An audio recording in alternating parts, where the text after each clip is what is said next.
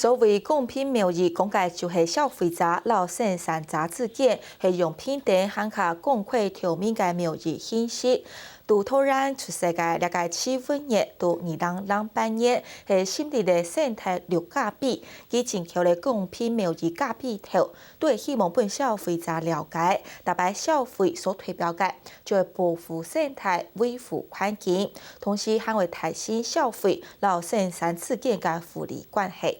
為到本消費者更加了解公平貿易嘅商品，其實都包含了生活度嘅各種東西。今日規劃嘅公平貿易超市，而到12月初5來做成立哦。希望透過呢個機會，賦予更加多嘅通路商，向下來為公平貿易領域嘅事情來達標。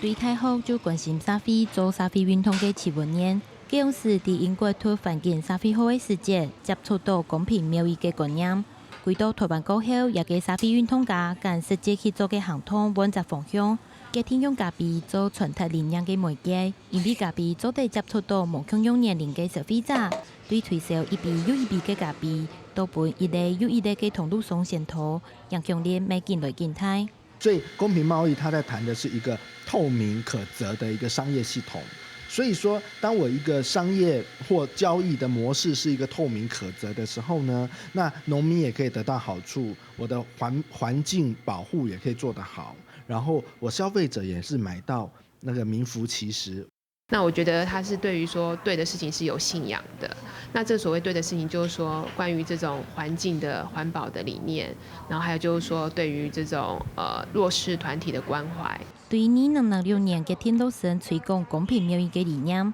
都見全台本見來見多年，唔過7年講，其實公平貿易商品包含了日常生活嘅各種東西，所以今年年初已規劃成立嘅公平貿易超市，希望一間超市會係一個展示場，賣嘅唔單淨係公平貿易嘅商品，還個有公平貿易嘅理念。我們公平貿易在強調要讓就是生產鏈底端的弱勢能夠得到合理的這種人權或是那種報酬的話，其實超市是關鍵角色。那所以成立公平超市也是希望能夠提醒台灣的零售通路，就是能夠看到這一部分的一個願景。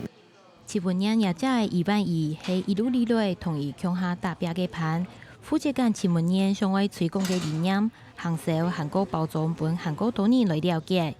因為連路上線，高官就做得改變世界，只要有韓國島嘅消費者支持，就會有韓國島嘅公平貿易產品入到台灣社會，就韓國會有共同有完善嘅消費觀念。客家新聞范啟祥、陳欣怡台北報道。